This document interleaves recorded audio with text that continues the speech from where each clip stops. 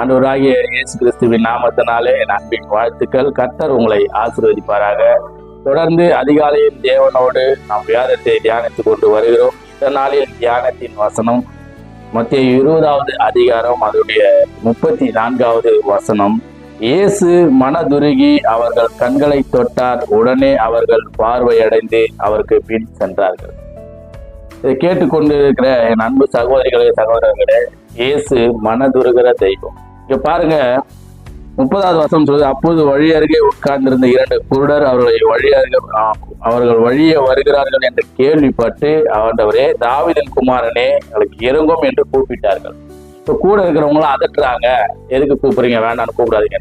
அதுக்கு 32வது வசனம், அவர் நின்று அவர்களை தம்மிடத்தில் அழைத்து உங்களுக்கு என்ன வேண்டும் என்று கேட்கிறார். அவர் கேட்கும்போது எங்களுக்கு சுகப்படுத்தும் ஆண்டவரே கண்களை திறக்க வேண்டும் என்று சொல்லுகிறார்கள். அப்படி கேட்கும்போது இவர் கண்களை திறந்து விடுகிறார். அவருக்கு ஏதாவது ஒரு வியாதியில இருக்கும்போது, கஷ்டத்துல இருக்கும்போது அவர் மனதுருகிற தெய்வமா இருக்கிறார். இப்ப நீ முன்னாடி உதாரணத்துக்கு 31வது வசனத்துல கூட இருக்கிறாங்க, இவர் எல்லா அதிசயங்களும் செய்து வருகிறார். இங்க பாருங்க, இவங்களுக்கு கண்ணு தெரியல, ஆனா இவங்க பார்க்கிற திறமை இல்லை. இப்ப அப்படி இருந்திருந்தா கூட முன்னாடி வந்து எப்பயாச்சும் இவங்களை பார்த்துடணும் ஆண்டவரே அப்படின்னு சொல்லிட்டு வேண்டிக்கணும். இவங்களுக்கு எழுந்து கூட வர முடியாத சூழ்நிலை தான். ஏன்னா கண்ணு தெரியலன்னா எல்லாரும் நிறுத்தி தள்ளுவாங்க.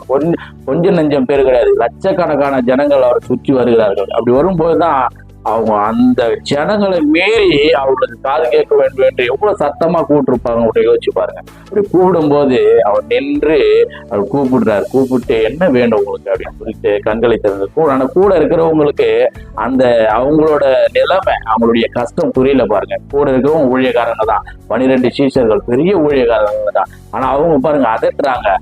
மனிதர்களுக்கு எவ்வளவு சொன்னாலும் எவ்வளவு பிரச்சனைகளை வெளிப்படுத்தினாலும் அவர்கள் புரிந்து கொள்ள மாட்டார்கள். என்னதான் இருந்தாலும் அவர்கள் மனிதர்கள் தான். ஆனால் தேவாதி தேவன் அப்படிப்பட்ட தெய்வம் அல்ல, அவர் மனதுருகிற தெய்வமா இருக்கிறார். ஒரு வசனத்தை கூட வாசிக்கலாம். மத்தேயு 15வது அதிகாரம் 32வது வசனம்.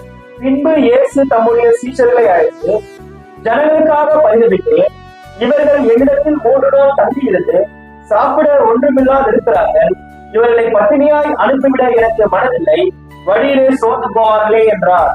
கூட இருக்கிற இவங்க பசியா இருக்க கூடாதுன்னு சொல்லிட்டு இவங்க பரிதபிக்கிறார் பாருங்க.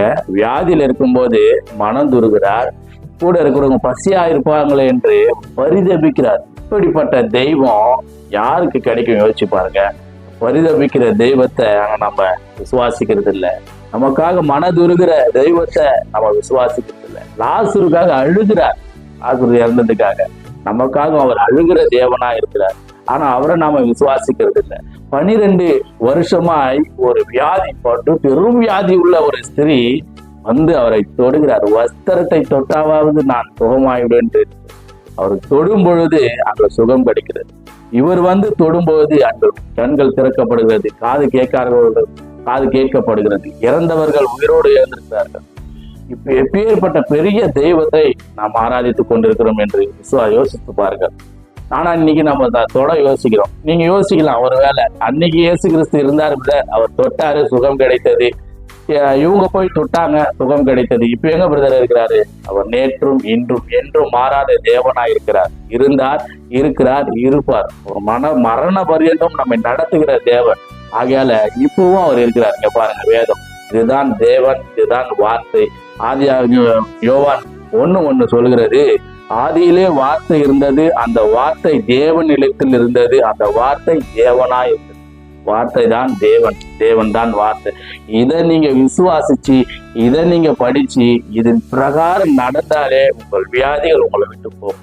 என் நாமத்தினால எதை கேட்டாலும் நான் செய்வேன் என்று இயேசு கிறிஸ்து சொல்லுகிறார்.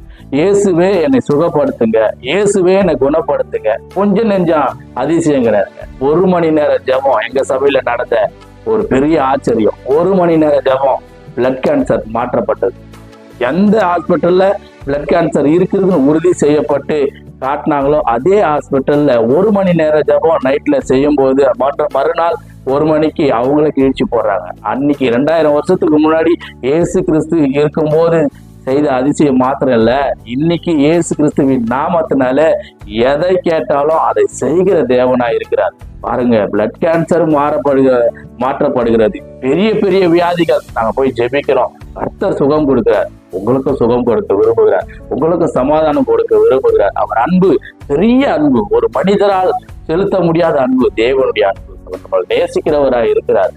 அவரு நீங்க நேசிங்க, அவரை விசுவாசிங்க, இயேசுவின் ஒரு வார்த்தை சொல்லுங்க, உங்களுக்கு சுகம் கிடைக்கும், உங்களுக்கு சமாதானம் கிடைக்கும். கர்த்தர் உங்களை ஆசீர்வதிப்பாராக. ஆமென்.